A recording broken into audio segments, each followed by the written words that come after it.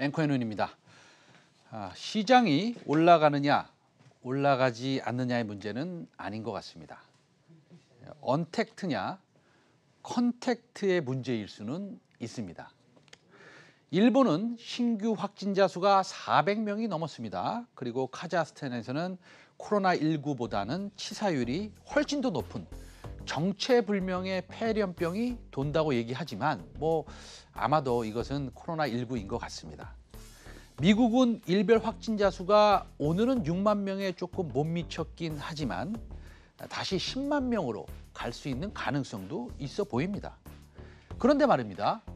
지수는 요지부동입니다. 빠지는 날도 있지만 그 다음 날 바로 회복합니다. 오히려 테슬라는 또 10% 상승을 기록했습니다.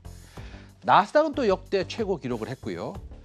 화이자와 손잡고 그다음에 코로나19 백신을 개발 중인 독일 바이온테크는 연말까지 백신 허가 신청을 준비할 것으로 밝혔습니다.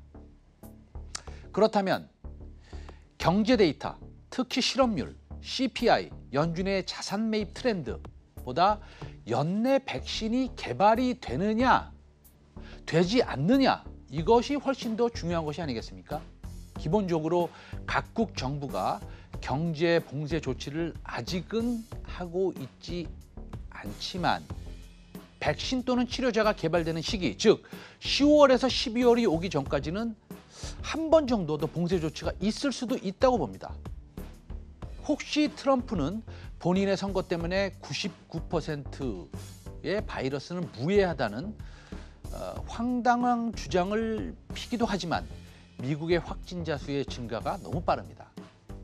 그렇다고 해서 시장은 큰 조정을 경험할 것이라는 두려움보다는 무엇을 사야 될까라는 생각을 해야 되는 시점이 아닐까라는 의견을 결론적으로 제시합니다.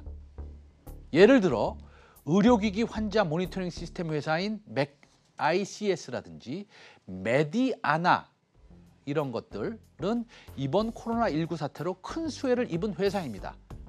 실적 자체의 성장이 대단합니다. 그러나 이런 투자 기회를 놓쳤다고 한탄할 필요는 없습니다. 또 기회가 있습니다. 적어도 앞으로 2-4주 동안 말입니다.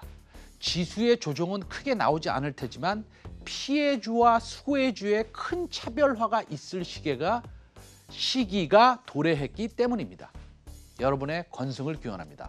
언제든지 찾으시면 저의 투자 아이디어를 제공해 드리겠습니다. 앵커의 눈이었습니다. 내일 낮 12시 50분에 다시 찾아뵙겠습니다. 감사합니다.